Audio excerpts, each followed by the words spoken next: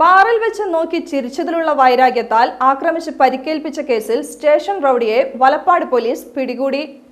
താന്യം ചെമ്മാപ്പള്ളി സ്വദേശി കോരമ്പി വീട്ടിൽ 37 വയസ്സുള്ള അജീഷിനെ റിമാൻഡ് ചെയ്തു. ഇക്കഴിഞ്ഞ 7-ാം തീയതി രാത്രി തൃപ്രയാറിലുള്ള ബാറിലാണ് സംഭവമുണ്ടായത്. പെരിങ്ങോട്ടുകര വടക്കുമുറി സ്വദേശി ഇരിക്കലിൽ വീട്ടിൽ സുരേഷ് കുമാർ എന്ന 55 വയസ്സുകാരനും സുഹൃത്തായ ജയാനന്ദനും ഒന്നിച്ച് മദ്യപിച്ചുകൊണ്ടിരിക്കെ സുരേഷ് കുമാറിന് കണ്ടുപരിചയമുള്ള അജീഷിനെ നോക്കി ചിരിച്ചപ്പോൾ ഇയാൾ സുരേഷ് കുമാറിനെ അസഭ്യം പറയുകയും കയ്യിലിരുന്ന ഗ്ലാസുകൊണ്ട് മുഖത്തടിച്ചും മറ്റും പരിക്കേൽപ്പിച്ച സംഭവത്തിലാണ് വലപ്പാട് പോലീസ് പ്രതിയെ അറസ്റ്റ് ചെയ്തത്.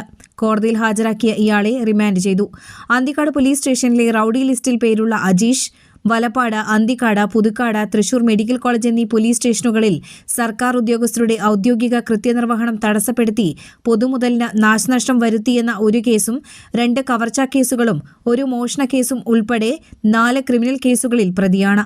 Valappad police station inspector MK Ramesh, SI Sadashivan, CPOമാരായ സോഷി PS, സന്ദീപ്, സതീഷ് എന്നിവരാണ് അന്വേഷണ സംഘത്തിലുള്ളത്.